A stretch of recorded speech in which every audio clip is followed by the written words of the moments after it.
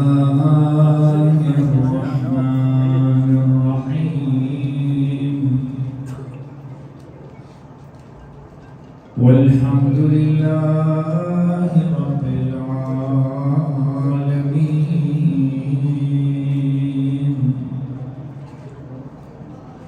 والصلاة والسلام على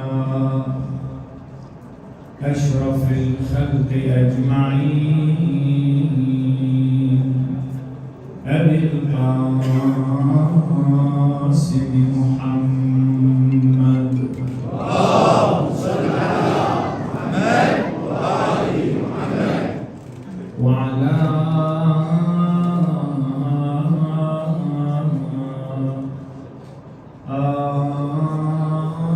آل بيته الطيبين الطاهرين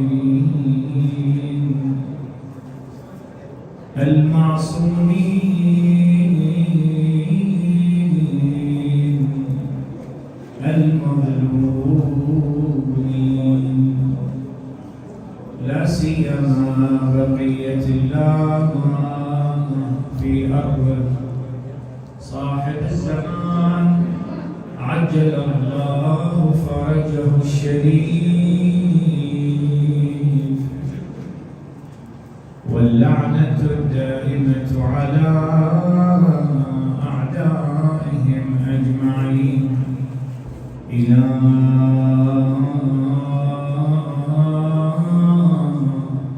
أبد الآبدين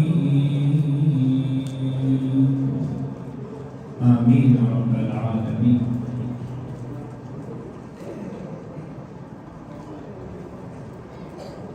مات التصبر في انتظارك أيها المحيي الشريع فانهار فما أبقى التحمل غير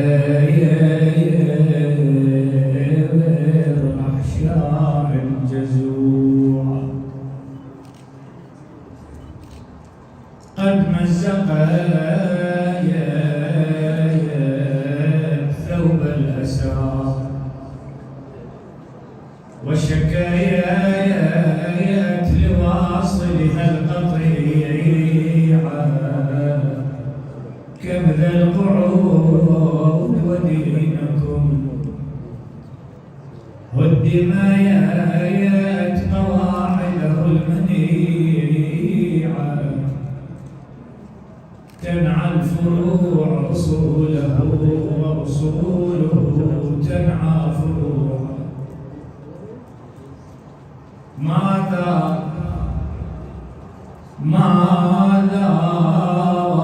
سيدي يا صاحب الزمان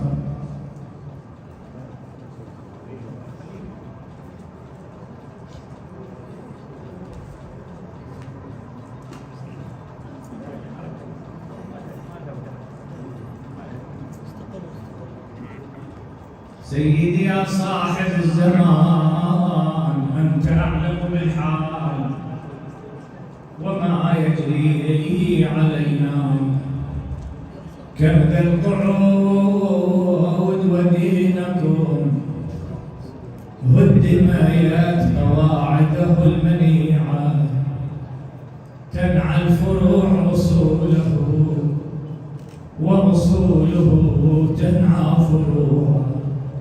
ماذا أحبائي يا شيعة يا موالين هاي القصيدة قراها سيد حيدر الحلي للإمام مباشرة. الإمام مشى وياه بطريق الزيارة للحسين وقعد وياه وسمع منا القصيدة مباشرة. لما قراها سيد حيدر الحلي الإمام قام يبكي ويقول له يا سيد حيدر الأمر مو بيدي يا سيد حيدر ماذا ما يا ذا يخيجك إن صبرت لوقعة الطف الفظيعة، أترى تجيء فجيعة بأمض من تلك الفجيعة. شلون؟ حيث الحسين على الثرى خيل العدا طحنت. أيوا حسينا، أيوا غريبا. حيث الحسين على الثرى خيل العدا طحنت ضلوعه، ورضيعه مخضب بدم الوريد. فاطلب رضيعه يا غيرة الله اهتفي، يا سيد يا صاحب الزمان. شنو يصير بعد؟ شنو يحصل بعد؟ يا غيرة الله اهتفي لحمية الدين المنيعة، ودعي جنود الله تملأ هذه الأرض الوسيعة. علامة راعي الثار ما يظهر. جاوب حتى قرأتك في دين ثلاثة ناجبين إمامك. أكثر إنسان بحزن هو الإمام، أكثر إنسان بألم هو الإمام، أكثر إنسان عنده كربة وشدة هو الإمام صاحب الأرض. احكي وياه، احكي. علامة راعي الثار ما يظهر. ليش؟ شو معطلة؟ علامة راعي الثار ما يظهر.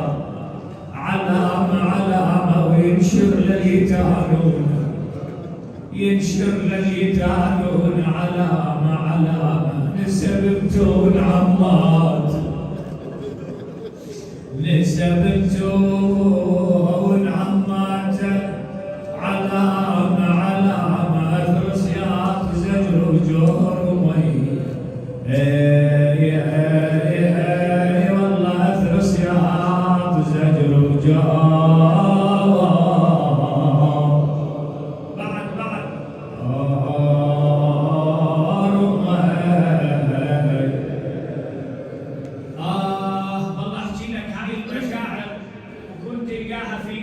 في روحك حالنا انا وياك بهذا الزمن وبهذا الوقت. روحي للمهدش كثر ملهوف. هيج لي مشاعرك قلبك، افتح لي قلبك. اسمعني بقلبك، اسمعني بروحك. يلا شباب. روحي للمهدش كثير ملهوفة. جاب منين خايف؟ شنو عندي؟ يا ناس خاف اموت وحسب لا ما اشوف.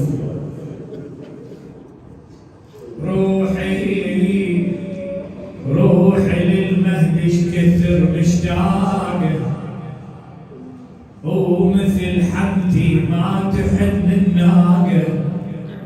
أنا ما شفته ورحل فراقه، أنا ما شفته وأحل فراقه. والله أقبل لو حلم نتلاقى، أقبل لو حلم نتلاقى. تسمع بالروايات، تسمع بالأخبار، تشوف الواقع أن العباس إلى شأن يم أهل البيت، العباس إلى خاطر يم أهل البيت. أقول له يا صاحب الزمان بجاه من طاحن عالشريعة جفوفه،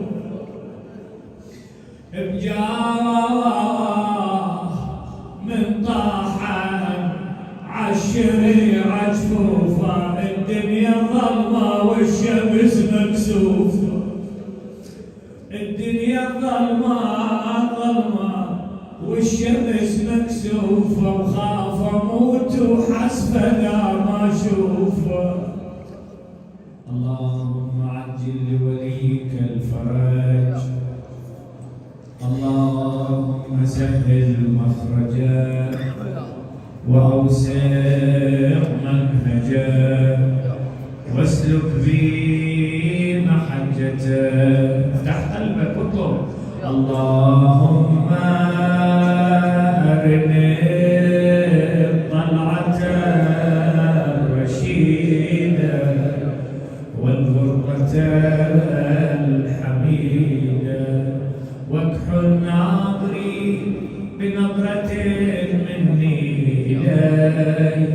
وعجل فرجا يا رب العالمين. اطلبوا حوائجكم بوجاهة صاحب الزمان، بغرفة صاحب الزمان.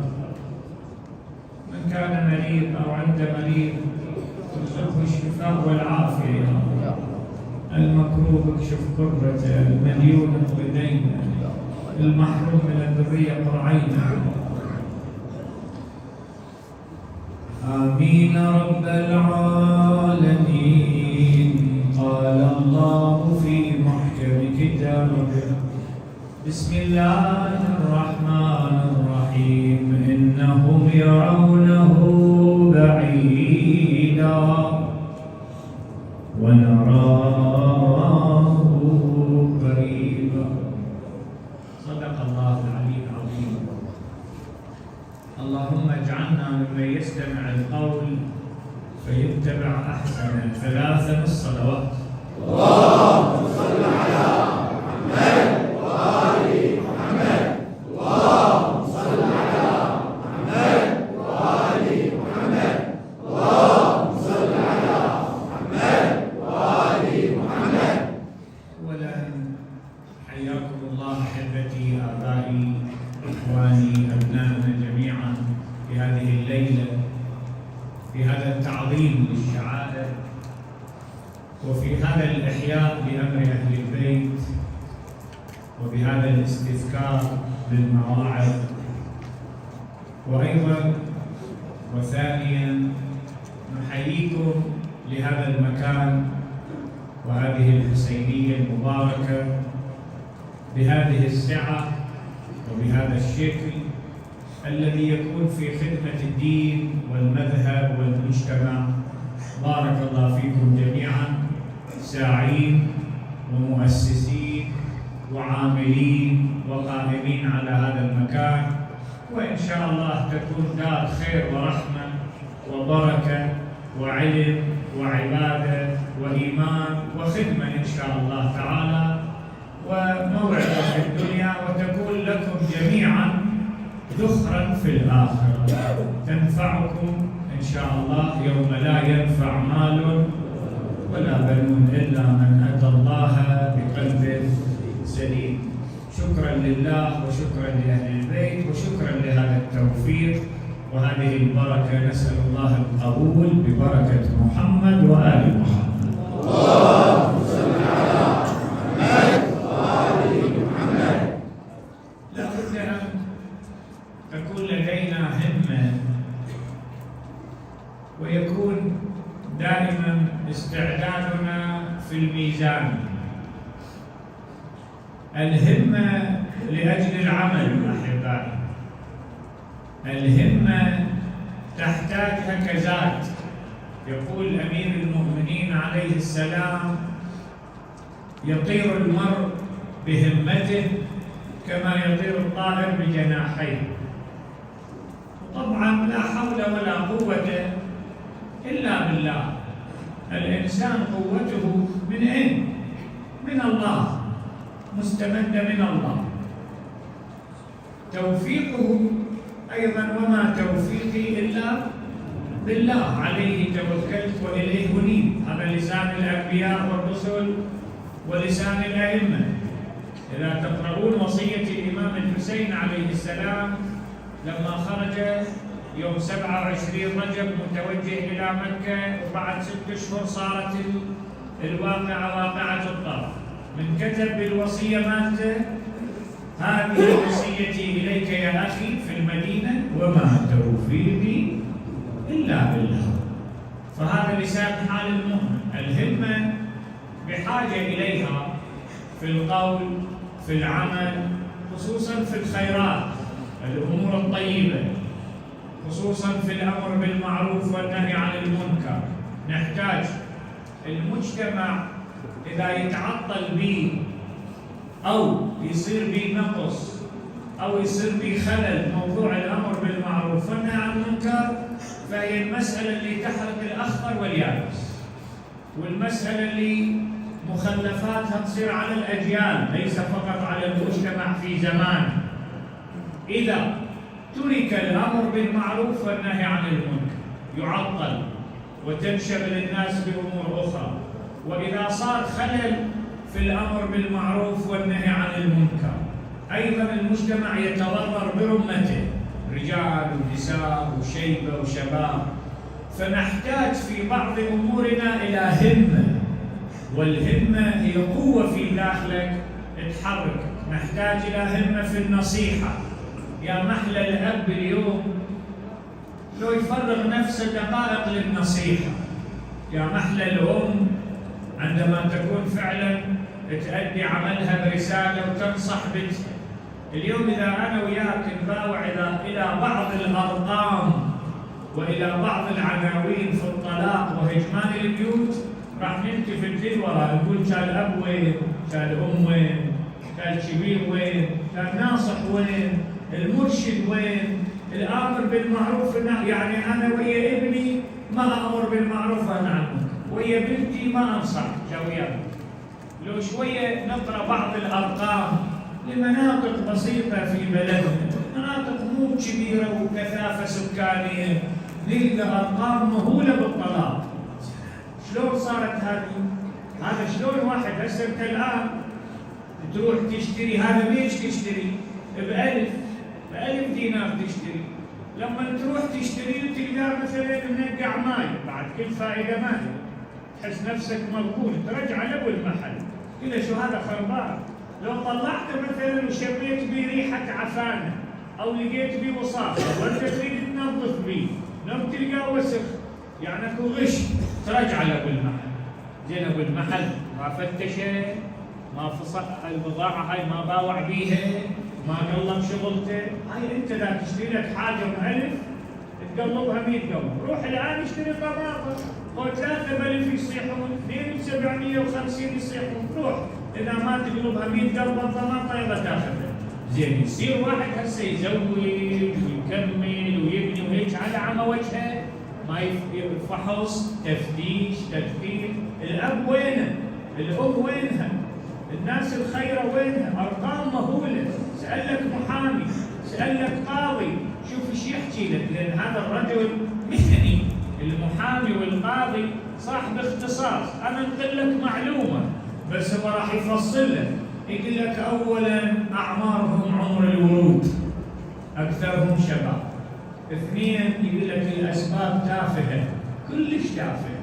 3 يقول لك عمر الزواج قاعد يصير قصير جدا، قصير كلش قصير. فإذا نضاوع هذا الموضوع نرجع السبب هو البخل بالنصيحة، شحة النصيحة، ونرجع إلى أسباب اللي أدت إلى هو عدم الأمر بالمعروف والنهي عن المنكر. فإحنا مجتمع اليوم نروح لليابان، اليابان عايشين بالصناعة، نروح للصين عايشين بكذا، نروح الكثير من الدول عايشين. تروح اكو دول ترى تصنع بس كاكاو، اكو دول تصدر حليب، اكو دول تصدر دقايق، كل من عايش. احنا عايشين على خيرات، عايشين على زراعة، عايشين على موارد كثيرة، بس الامور اللي مخليتنا واقفين وصامدين هي الامر بالمعروف والنهي عن المنكر.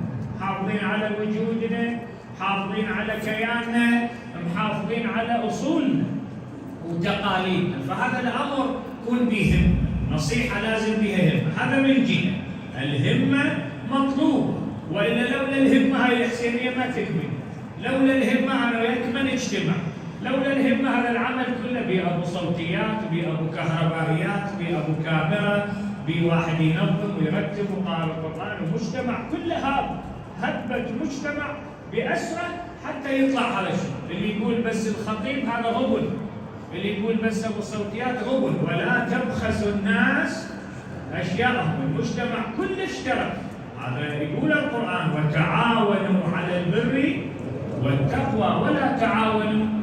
هذا لولا الهمة ما يصير. فالهمة مطلوب خصوصا في الأمرين، الأمر بالمعروف والنهي عن المنكر. اليوم نلقى ناس بس يجوز تنصحه يستجيب، بس شوية تخسر لك كلمة عليه، كلمة طيبة يستجيب يتفاعل، بس تذكره شوية بأموره بأصوله. وهي أكو ناس اليوم بها مجال. حتى القرآن الكريم شوف شو يقول: بسم الله الرحمن الرحيم وإذ قالت أمة منهم لم تعظون قوما الله مهلكهم أو معذبهم عذابا شديدا. الجماعة اللي كانوا في قصة أصحاب السبت اللي الله مسخهم قردة، دول قبل لا يمسخهم الله قردة أكو جماعة راحوا لهم نصحوهم. شوف قبل لا الله يمسخهم أيام، قبل أيام بعد ما مسخهم قردة راحوا لهم جماعة خيرين وجهاء بالمجتمع طيبين عاملين، قهروا يقولون ذولا كانوا ويانا عشرة عمر، وذولا كانوا ويانا زادوا بلع، وذولا كانوا ويانا ملقى وعشرة، وذولا شو الأخبار يقول راح يتعاقبون، خلينا نروح ننصحهم. راحوا مشي خيرين وجهاء راحوا لهم بالطريق لاقوهم جماعة هم من نفس المجتمع. أين رايحين؟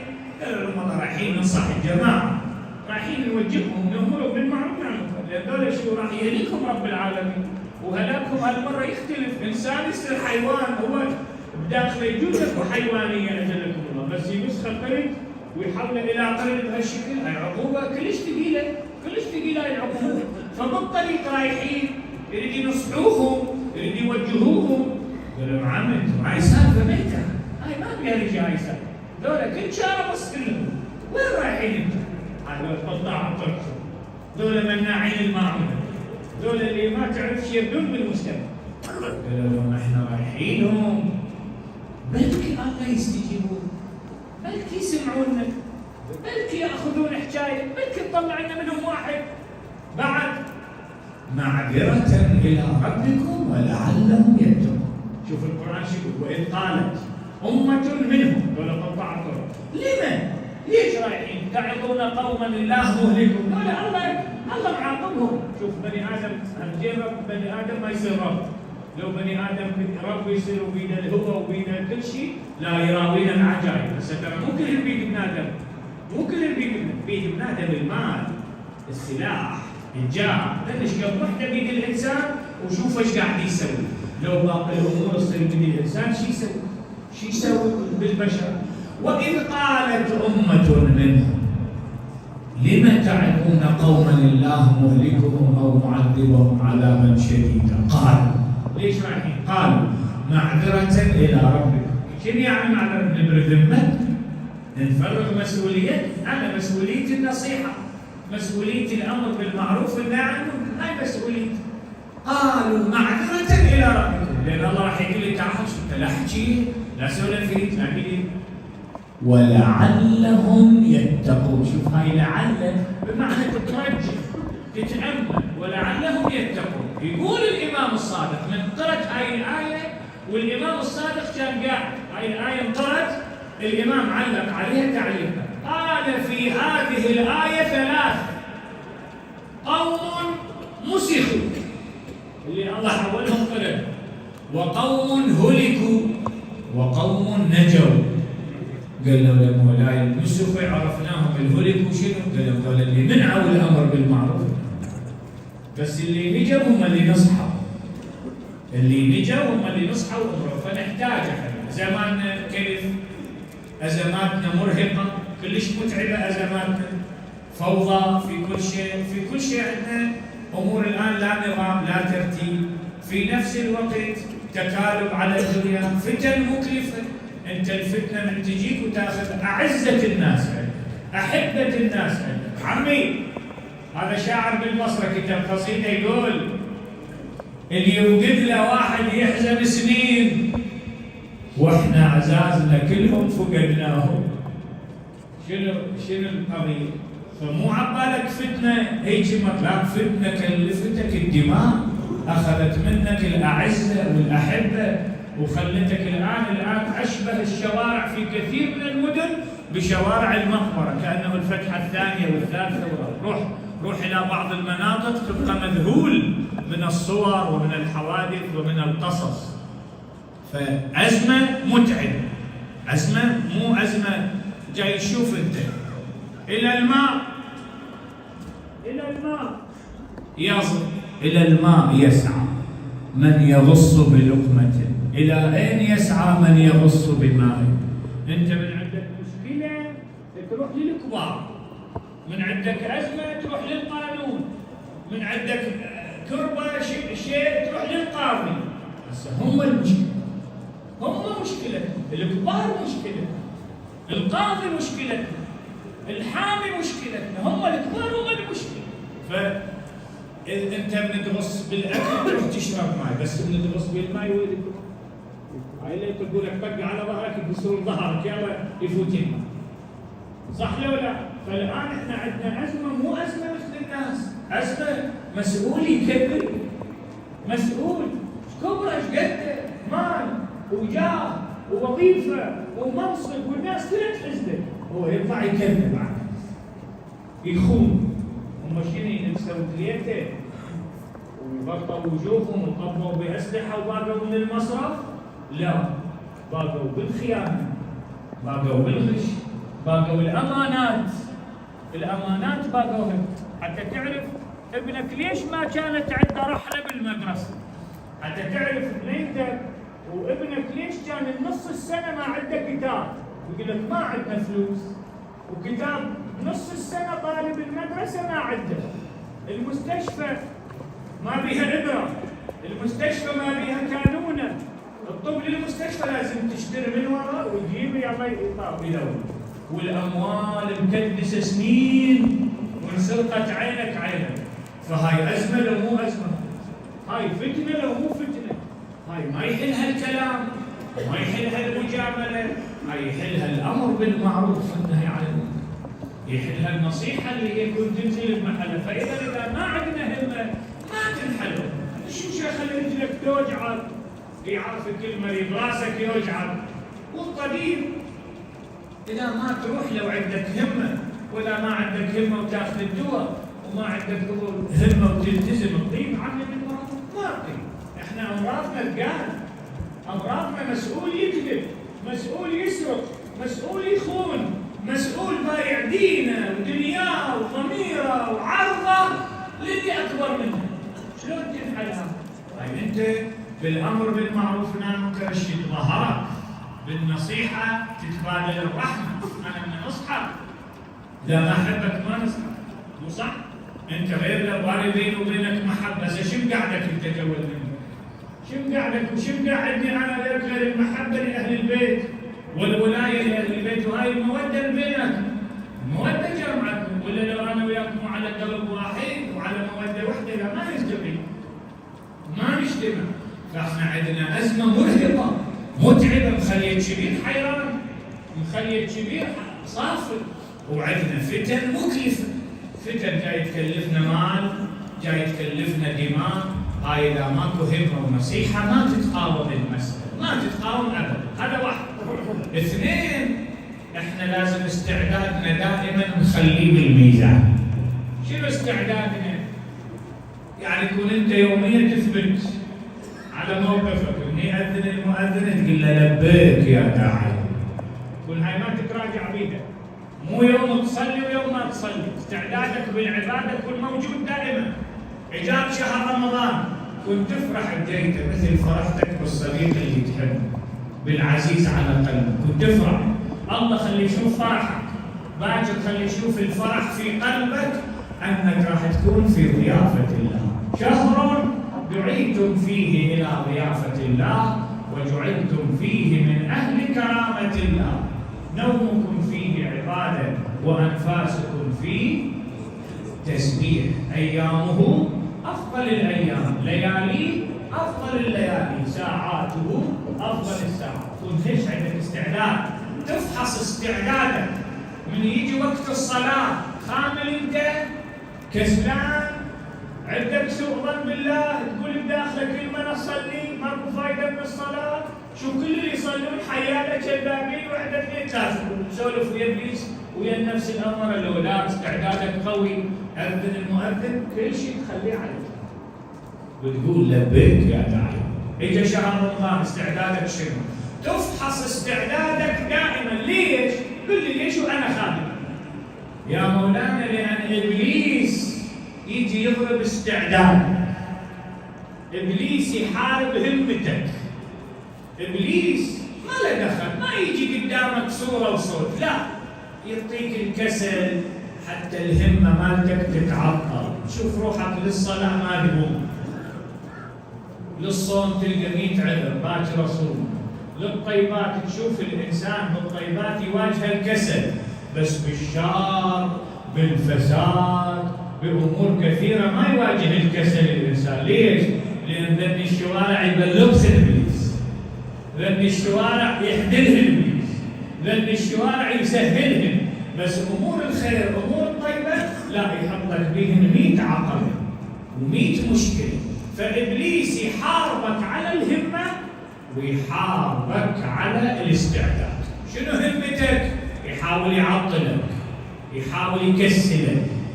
لذلك أنت مستحب إنك تقرأ هذا الدعاء دائما: اللهم إني أعوذ بك من العجز والكسل. هذا كن دائما تقولها الصبح إذا قعدت والله وفقك تستعيد. ليش؟ لأن من طرق إبليس إلك يفوت لك الدرابين اللي يفوت عليك من الكسل، العجز، ذنهن شغلك. والثاني والأهم أحبائي الاستعداد. الاستعداد أن تكون من تسمع الآذان تتقبل، من يجي شهر رمضان تفرح وتنسر.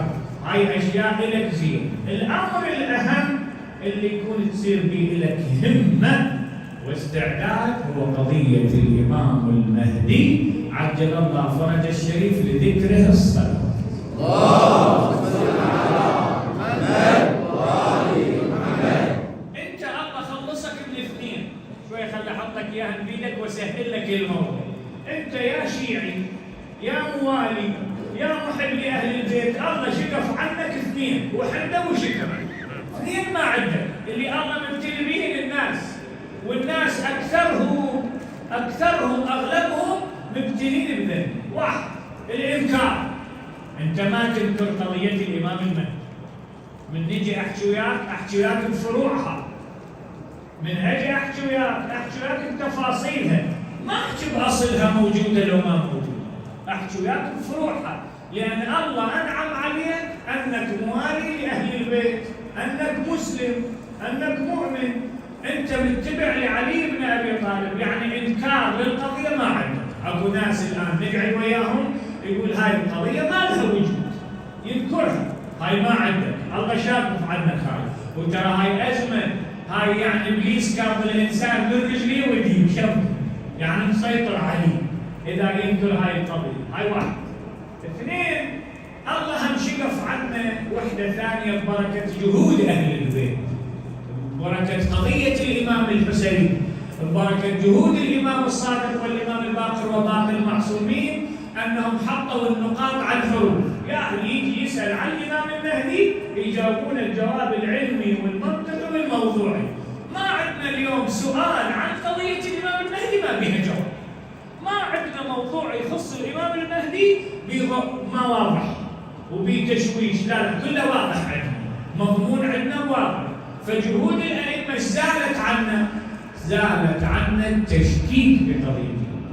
هاي هم احنا ما مبتلين، ما عندنا تشكيك. اكو مذاهب الآن من تروح تسألهم يقول لك ها قضية الإمام المهدي موجودة، بس ولد بآخر الزمان. ماشي، منين جبت ولد بآخر الزمان؟ يا هو القلة يا هو الحجابة، انطيني كتاب، انطيني رواية عن الإمام، رواية عن النبي. هذا النبي صلى الله عليه وآله حط نقاط على الحروف ونقلوها كل جمهور المسلمين قضية الإمام المهدي منه. ولمنين جابوها الأئمة؟ والنقل منين جابوها؟ النبي كان يتكلم حتى قال بالحرف الواحد: من أنكر القائم كمن أنكرني. يعني اللي ينكر قضية الإمام المهدي ينكر النبوة، ينكر الإسلام، ما نعترف بهذا الدين. من أنكر القائم كمن أنكرني. وهذا عبد الله بن عمر ينقل هاي الرواية في كتب المسلمين: لو لم يبق من الدنيا إلا يوم واحد لأطال الله ذلك اليوم حتى يظهر ولدي اسمه اسمي كنيته كنيتي يملأ الأرض عدلا وقسطا بعدما ملئت ظلما وجورا. هاي أحاديث زمن النبي. فاحنا أنا وياك الله شاف عنا اثنين، شكف عنا ذنوتين وذن ثقيلات، ذن الناس تايهة بدونهن، ذني مسببات مشاكل عند الناس فكرية وعقائدية واجتماعية. أننا لا ننكر القضية وأننا لا نشكك بالقضية. وين مشكلتنا؟ لازم نفحص الاستعداد. مستعدين إلها لو ما مستعدين، جاهزين إلها لو ما جاهزين. أفضل أعمال أمتي انتظار الفرج. شوف القرآن شو يقول في سورة المعارج: إنهم يرونه شنو؟ بعيدا، ما يصير، ما يتحقق، ونراه قريبا. سؤال: أنت منين؟ كل واحد يسأل نفسه: أنت منين؟ من أهل يرونه بعيدا لو من جماعة يرونه قريبا؟ هذا مفصل مهم ومفترق طريق مهم. الإنسان يعيش 100 سنة، يعيش 50 سنة، يعيش 1000 سنة، وياما يرونه بعيدا لو نراه قريبا. هاي نقطة فاصلة وميزان. اجى الإمام الحسين عليه السلام. الإمام الحسين انولد وجده عايش موجود، ومن توفى جده واستشهد عمره 7 سنوات. 7 سنوات عمره. اجى النبي ايش قال بحقه قبل لا يستشهد النبي؟ قال: هذا الحسين سفينة نجاة، مصباح هدى، سيد شباب أهل الجنة، إمام قام أو قام. كلهم من نقاه للحسين. الحسين عمره 7 سنوات. كلها تبارك هاي الحكي. وهذا الصبي، هذا الصبي العمر 7 سنوات، مصباح الهدى، سفينة النجاة، ورا 50 سنة. 50 سنة عدل. النبي استشهد 11 للهجرة، الحسين استشهد 61 للهجرة. 50 سنة الناس وقفت. 30,000 بذاك الصوت، والحسين هو وجماعته ما يتعدون 100 بهذا الصوت. الماء عندهم، الحسين وعياله عطشانين. ماكو مسلم على وجه الارض اذا يجي مسلم يقول انا عطشان ما يعطي ماء. واحد يصيح بذاك الصوت: حسين! انتبه للحسين. قال: نعم. قال له: أتنظر إلى الفرات كيف يجري؟ والله لا تذوق منه قطرة حتى ترد الحامية. يعني وين راح تروح؟ للنار. يقول لي الحسين: زين، احنا من نجي نحكي ويا مسلمين، النبي قبل 50 سنة يقول الحسين سيد شباب أهل الجنة، إمام قام أو قعد، مصباح الهدى وسفينة النجاة. شلون الحسين من أهل النار؟ هذا منين اللي يسولف؟ خلينا نحطه بالميزان، مسلم مو مسلم، هذا شنو التفكير اللي يسولف؟ عاقل مجنون؟ هذا منين هذا؟ هذا انا احلف بالعباس ابو فاضل مو شيعي، انا احلف بابو فاضل واتشدف للعباس هذا يحكي مو شيعي، لان لو كان شيعي ما يعتقد الحسين بالنار. ولذلك الحسين ايش قال لهم؟ يا شيعة آل أبي. الشيعي ما يعتقد، ما يحرم، الشيعي يحرم الإمام المعصوم الماي، هو ورفيعة ما تصير، والشيعي ما يقطع اصبع إمام حتى تعرف من المجرم. فإذا هاي ناس ب50 سنة تخربطت أوضاعهم، انقلبت أفكارهم، تغيرت عقائدهم. زين، هذا واحد. 2، صلى الحسين يوم العاشر، وعمر بن سعد صلى، صاح شبر بصوت عالي: يا حسين صلاتك لا تقبل. يقول للحسين سيد شباب أهل الجنة، مصباح الهدى وسفينة النجاة، يقول له صلاتك لا تقبل. فقال له زهير بن القين حاجة، وحبيبي بن مبارك الأسدي حاجة، قال له: تقبل منك الصلاة ولا تقبل منك؟ يعني أنت شبر صلاتك مقبولة والحسين صلاته ما مقبولة؟ هذه مشكلة أحد. هذه قضية تضرب الإنسان من الداخل. المعسكرين يوم العاشر صلوا، واثنينهم قالوا الله أكبر، واثنينهم قرأوا الفاتحة، واثنينهم ركعوا، واثنينهم سجنوا. الحسين ومعسكرة، وعمر بن سعد ومعسكرة. احنا هنا بعد لازم نحكي غير حكي، لازم نقول اكو صلاة صح واكو صلاة غلط، اكو دين صح واكو طين مو دين، اكو حلال واكو شنو حرام، بعد مجبرين احنا ملزمين نقول هذا الكلام، ما يمكن ان نسكت. يعني احنا لولا الحسين ولولا ثورة الحسين ولولا معركة الطف لا اختلط الحابل بالنابل، كان انتهت كل الامور. بس الحسين صار ميزان، الحسين خلانا على بينه، الحسين صار فرقان، صار مفترق طريق. ليش؟ لأن الحسين كانت مهمته أن يكشف النفاق والزيف. واحد يصلي ويتشدد ونقبله؟ لا ما نقبله. واحد يصوم ويروح للحج بس يشتغل بالربا ويجمع أموال بالربا، عود وبيحلها بعد يومين ثلاثه مش تمجد تتم وقيمه، ما تنحل. ويا اولادها بتصير القشمره، بس ويا الله شنو؟ ما تصير القشمره. لكن اليوم عندنا خطاب وندق الباب علينا وطرقاعه سوداء شمينا ريحه التمن والقيمه بالباب. فانا من حالات روحي ومعلم نفسي ومعلم اهلي، هذا جاب التمن والقيمه، قلنا له منين؟ قال من بيت فلان. من بيت فلان، خذ عم الله حطوها على صدر. قلنا له لا حد ياكل من عندك، لان هذا نعرفه منين يجيبهن وين يودينا.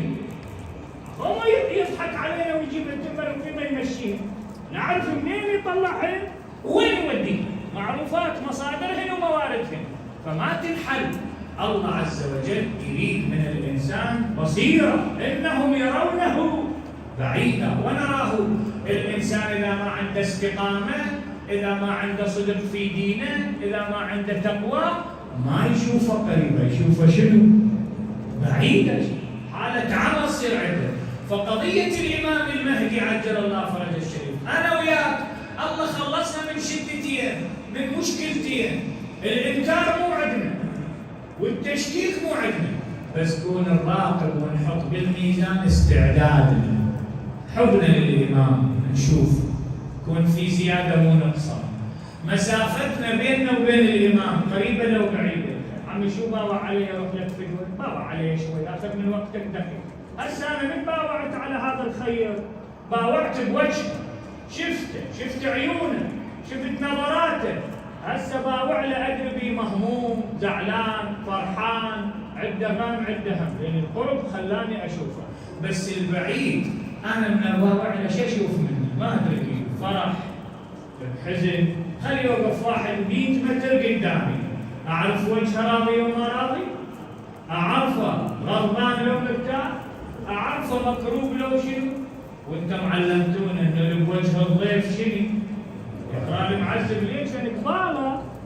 بس إذا إمامك بعيد عنك وما تشوفه وما تفكر بيه، إيش تدري بيه؟ تدري بيه يبكي، تدري بيه حزنان، تدري بيه مهموم، تدري بيه شنو؟ ما تدري. فكون الذب جهدك على أن تقرب مسافتك به، تيقن أن إمامك موجود بس أنت بعيد لو قريب. افحص استعدادك، لأن الله أنعم عليك أنك لست بمنكر ولست بمشكك، مؤمن موالي محب. تروح للحسين، الحسين هو حرك بداخلك الأمل، الحسين هو خلى بداخلك القوة، الحسين صار لك فرقان وميزان أن تعرف الخير من الشر والحق من الباطل والعدل من الظلم. إمامك موعود، الله عز وجل يقول يرونه بعيدا ونراه القريب، لازم قريب تشوفه تحس به. فافحص استعدادك بالمسافة، لا تكون بعيد عن الإمام. هاي واحد. اثنين، ابذل جهدك وافحص استعدادك. نعم الإمام موجود هنا ولا لا؟ هاي ولا عندي جماعة اي والله أنا لا أشوفهم في شهر رمضان أعقد أطراف ثيابهم من عبادتهم وقراءتهم للقرآن. اسأله قل له بس صلاة الفجر يقول لك بال24 دقيقة، ويا بس صلاة المغرب بال36 دقيقة يعطيك إياها شريك بالثانية. اسأله ورا العيد يقول له الصلاة شو وقت؟ يقول لك ها؟ يسكت ما يدري. قال له الصلاة الصبح يقللها ورا العيد فيما لا، والقرآن ايش قال له؟ فيما لا، والمغرب ايش قال لها؟ فيما لا. هاي مو عبادة، هاي مو عبادة أبدا، مو عبادة. سماهم النبي عبادة رمضان. من هم دول؟ يصومون ويصلون برمضان، هم يقولوا بيناتنا الحاجة صرف الله على الثريد. الثريد هم شوي يسوي واحد، هذا الفطور ما قاعد يسوي. ايوه، والسحور وبالضبيله وكذا مجتمعات وحشر مع الناس، بس عباده. اذكروا بجوعكم وعطشكم فيه جوع يوم القيامه وعطش. شوف العباده. عباده وين؟ العباده تبني الانسان، العباده تجعله انهم يرونه بعيدا ونراه شنو؟ قريبا. تخلي البصيره في داخل الانسان، القوه في داخل الانسان، الايمان في داخل الانسان. قضية الإمام المهدي هنا لازم تصير بداخلنا قوية، لازم تصير بداخلنا مثل الشجرة المثمرة بحيث نشتاق له. خلنا أسألكم من 3 أسئلة 4 بس مشي عليكم الحسين جاوبوا لي بصدق، وكل من يجاوب براحته بداخله ما يريد صوت عالي. أنت لا تحب واحد تشتاق له وما تشتاق له، تريده وما تريده، تريد تشوفه وما تريد تشوفه، تريد ملقاه وما تريد ملقاه، تريده يبعد عنك، تريده يفارقك. زين إذا تحب لك واحد تأذيه لو ما تأذيه ما صح لو شو تدور؟ دور راحته، دور سلامته. حق واحد يقول لك هذا العباده البيت ما اريد تنزع، هذا القميص ما اريد تبدله، هذا اللون كذا، ويأثر الحبيب لو ما يأثر؟ يأثر. هسه احنا نحب الامام لو ما نحبه، هاي البدايه. اذا نحبه وراها ضريبه، اذا نحبه وراها التزام، اذا نحبه لازم موجود هنا ندعي له، لازم ندعي له، لازم نسأل عنه. هذا دعاء الندبة، هذا دعاء الندبة قصة كاملة، قضية كاملة، نكون نلتزم بدعاء، نقرأ حتى لو بأي ساعة من ساعات نهار الجمعة، نسمعه إذا ما عندنا وقت نقرأ، نحط الموبايل ونسمعه، شغله بالتلفزيون. ما عندك وقت سؤال تسأل، الإمام مش وقت يظهر، سؤال كلش حلو لازم العالم يجاوبه، اللي عنده اختصاص يجاوبه. الإمام ليش غاب؟ هذا لازم تسأل عنه، شنو سبب غيبته؟ الإمام ممكن أن يكونون إلى أعوان لو ما يحتاج أعوان، قادة، جنود. زين، أكو علامات ظهور الإمام لو ماكو علامات. شوف ايش قد أسئلة، ايش قد أسئلة، هاي ثقافة لازم نحمل هاي كل هاي الثقافة وكل هذا الجو يخلي وجود داخلنا للإمام. أنا أضمن لك إذا قربت المسافة بينك وبين الإمام وخليت مساحة للإمام بداخلك، أنت تكون من إنهم يرونه بعيدا، تكون من الذين يرونه شنو؟ ونراه. إذا خليت المسافة قريبة عليه ما تخلي الإمام بعيد، وإذا خليت مساحة للإمام بداخلك. وهاي من أهم القضايا اليوم بحياتنا ومن أهم القضايا بعمرنا، قضية مصيرية. شوف القرآن شو يقول: بسم الله الرحمن الرحيم. ونريد، الله يريد مو البشر، ونريد أن نمن، الله يمن مو البشر، كلها الله، كلها الفاعل مالتها رب العالمين. ونريد أن نمن على الذين استضعفوا في الأرض فنجعلهم أئمة ونجعلهم الوارثين. هاي في سورة القصص الآية الكريمة. بعد في سورة الأنبياء: ولقد كتبنا، كتب رب العالمين، قضى رب العالمين، ولقد كتبنا في الزبور، في الكتب القديمة من بعد الذكر أن الأرض يرثها عبادي الصالحين. شوف شلون آيات، ويقول إنهم يرونه بعيدا ونراه قريبا. شوف هذا دعاء علمه الإمام الصادق لشيعته وعلمه لكل مؤمن، وهو دعاء العهد. دعاء العهد إذا تلتزم به راح يقرب لك المسافة، إذا تلتزم به راح يوسع مكانة الإمام بداخله. لأن زيارة الجامعة الكبيرة حتى لو تسمعها، زيارة آل ياسين حتى لو تسمعها، المهم هذه الأدوات تقرب لك المسافة للإمام وتوسع مساحة الإمام في داخلك. بعد إذا تريد تختصر المسافة وتكون قريب من الإمام وتكون للإمام مساحة كبيرة في داخلك، أكو أمرين مهمين احفظهن أرجوك. الأمر الأول هو عبارة عن نقطتين. النقطة الأولى أن تكون قريب من العلماء دائما، تسمع من العلماء دائما، تشوف رأي العلماء دائما. يقول الإمام الباقر: عالم واحد أشد على إبليس من 1000 عابد. الله أكبر. إبليس يحط واحد بكفه و1000 بكفه، شنو الفرق بيناتهم؟ العلم والمعرفة. عالم واحد أشد على إبليس من 1000 عابد. اسمع الرواية الثانية أرجوك: يقول إن إبليس أشد فرحاً إذا مات العالم من موت 1000 عابد. يموت 1000 عابد راكع ساجد إبليس ما يفرح، بس إذا مات عالم واحد إبليس يسوي حفلة يفرح. شوف هاي كلها خلي قربك من العالم. اسمع، ما كل يوم فالمعضلة بالموبايل بالسؤال تكون قريب من العالم، لأن يعطيك رؤية يعطيك فهم.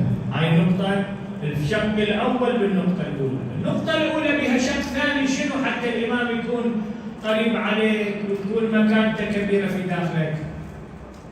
عينك على الفقراء، عينك على الأيتام، عينك على الناس المستضعف. هذا اللي ما عنده خبز وانت عندك خبز، هذا اللي ما عنده هدم وانت عندك هدم، هذا اللي ما يقدر يتزوج وانت تقدر تزوج لك 10، هذا اللي ما يقدر يبني له بيت وانت تقدر تبني 10 بيوت.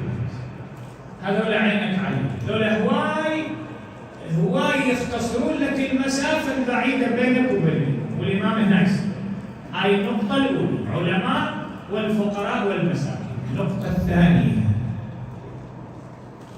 تريد تقرب من الإمام ويكون للإمام مساحة في داخلك. الحسين زيارته، البكاء عليه، أنك ما تنسى الحسين أبدا. وإحنا غير حسين والذنوب. إيش قال الإمام المهدي لجد الحسين قارينها بالزيارة؟ يقول له: لئن عطلتني أخرتني الدهور وعاقني عن نصرك المقدور، ولم أكن لمن حاربك محاربا، ولمن نصب لك العداوة مناصبا، فلأندبنك صباحا ومساء، ولأبكين عليك بدل الدموع دما. شوي الله يوفقك قبل الفطور دقائق، قبل الفطور ريجك يابس، العطش شديد عندك، التفت إلى كربلاء، قل السلام عليك يا أبا. قل أبا عبد الله أنا بعد شوي ارتوي بالماء، يمكن قدامي اللي موجوده، وانت يومين بلا ماي ويسمعونك اهلك تقول: وحق جدي انا عطشان. الله الله، رضيعك مات من العطش، ابنك علي الاكبر وقف قدامك يقول لك: ابا هل من شرب من الماء؟ قل له: بني علي ضع لسانك على لسانك. يقول له: أبا لسانك كالخشب اليابس. عندك فرصة في شهر رمضان أن تذكر الحسين حقيقة، أن تذكر الحسين واقع في داخل. ذكرك للحسين يربيك، يعلمك، يفهمك. غاندي يتعلم من الحسين، الصابر يتعلم من الحسين، المسيح يتعلم من الحسين، زهير انقلب بالحسين، الحر تاب بالحسين. أنا وياك أولى، أنا وياك هاي المحبة اللي في داخلنا، وهاي العبرة اللي في صدورنا، وهاي الحالة اللي أنا وياك نعيشها، أننا عندما نذكر الحسين نذكر العطش. الحسين ما قتل أحد مثله، مات عطشانا غريبا، ثم أن الحسين جردوه ثيابه، سلبوه ثيابه، فتركوه عار على الأرض. ما تسمع زينب لما طلعت صاحت: ومحمدا يا جداه يا رسول الله، هذا حسين بالعراه مسلوب العمامة، مسلوب العمامة والرداء مقطع الأعضاء. شوف هاي الصورة قدامك حية، هاي صورة واضحة قدامك. الله يرحم أبونا، الله يرحم معلمنا، الله يرحم ربينا سيد جاسم. وين قربت لي، وين قربت لي، سمعت يا وين، وين قربت لي، لقيت الولي متوسد. طلعها الأرض، هلا بيك هلا. ولقيت الفوت استعطي الشعب،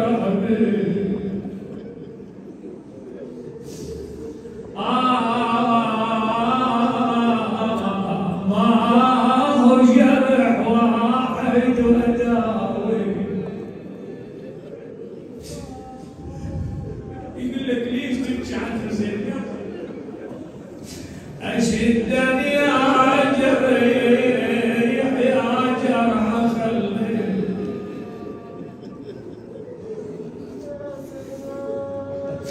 يقلها كل جريح بعضها يعوفي عوفي بس جرح القلب عيني شغلي وبهداوى يا زينب دشدي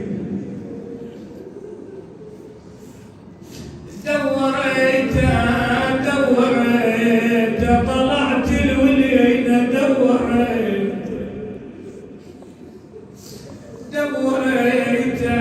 ومطروح بالحوض لقيت أنا قعدت يمه وعاتبت مثلك شلون يعوف بي جاوبني بعربتك يلا جاوب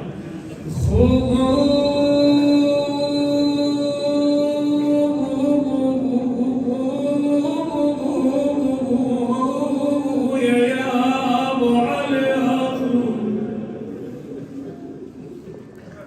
هذا البيت أنا ما طلبت بي حاجة إلا قضيتها والله ما طلبنا بي شفاء مريض المعروف زين تريد تروح وتطلع من كربلاء بس تريد تعاتب شو تقول له؟ ما خلوها تسلم عليه ما خلوها حتى تودع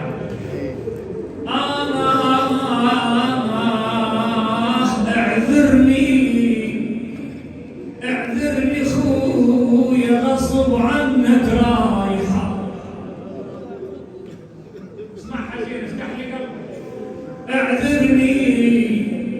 اعذرني خويا غصب عنك رايحة والله رايحة بالخرابة هناك اسوي الفاتحة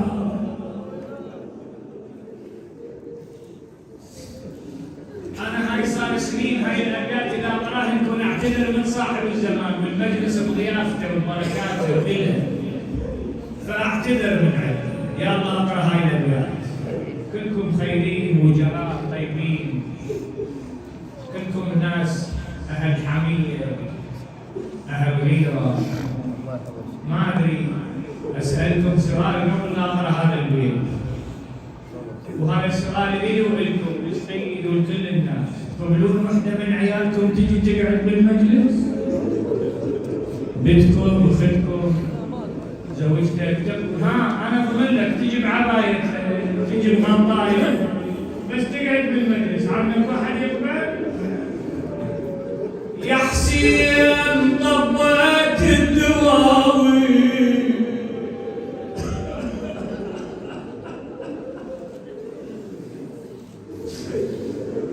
ولكم يا جماعة هاي ما كان واحد يشوف خياله ما كان واحد يسمع صوته يا حسين طبيت الدواوين بعباية محرقة بنار الصواوي ينجدون هاي الطبة تمليها ما يدرون زينب اخت الحسين بعد عندك حاجة واقفة عندك مريض يا الله يا الله خويا يا ابو علي يحرقون قلبي ويسألون جا عباس البطل وين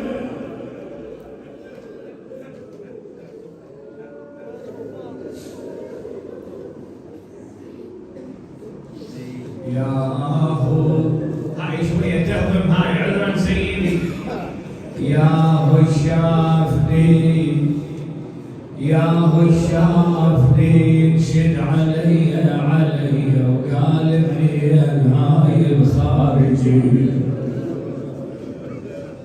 ما يدرون انا ام الزكيه يا الزكيه وبون علي حامل هذا البيت هذا نهدي للمرضى نهدي للساعين للمؤسسين للقائمين للي ساهم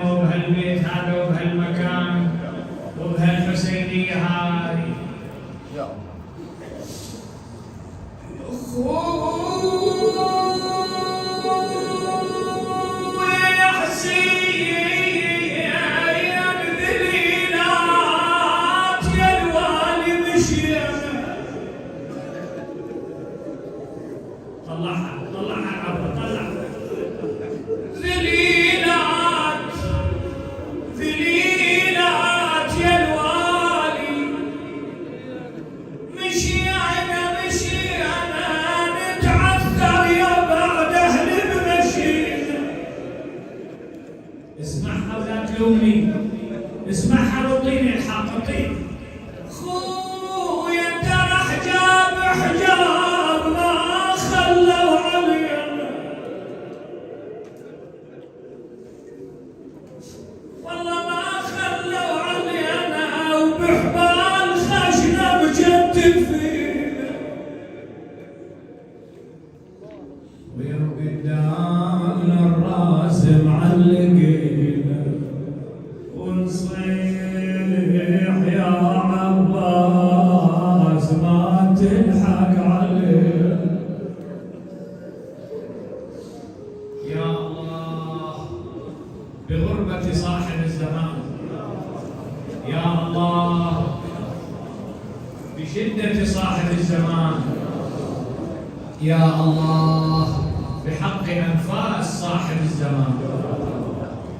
اللهم بفاطمة وأبيها وبعلها وبنيها والسر المستودع فيها. اللهم عجل لوليك الفرج، اللهم اكشف هذه الغمة عن هذه الأمة. اللهم انصر الإسلام والمسلمين واخذل الكفر والكافرين واهلك من أراد السوء بشريعة سيد المرسلين. اللهم انصر شيعة أمير المؤمنين في مشارق الأرض ومغاربها. اللهم اجعل بلدنا آمنا، لا تسلط علينا من لا يرحم. اللهم من أرادنا بسوء فأرد، ومن كادنا فكد. اللهم نبهنا من نومة الغافلين، لا تجعلنا وسارى في أيدي الظالمين، ثبتنا على ولاية أمير المؤمنين.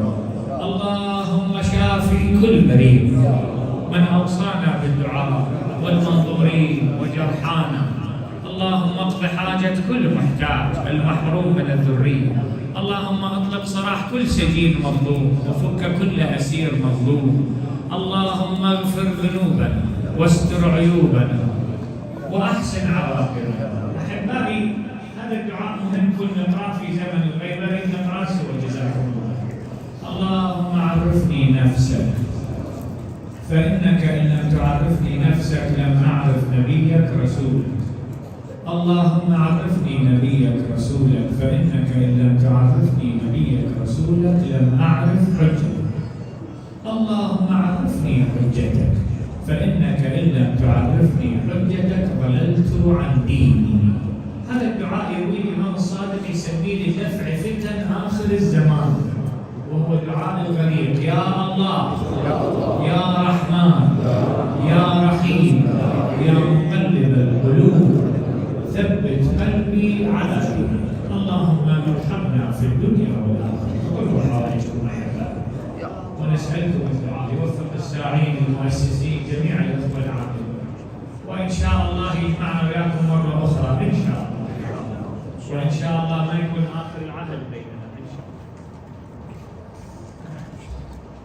نسألكم الدعاء بارك الله فيكم. إلى أرواح المؤمنين والمؤمنات ومن مات على الهدى والإيمان، أموات الحاضرين والسامعين والعلماء والشهداء والصالحين، وبالخصوص إلى أموات الساعين والمؤسسين وجميع الأخوة العاملين. أيضا شكرا للأخوة الأمنيين اللي وقفوا بهذه الخدمة. بلغ اللهم الجميع ثواب الفاتحة.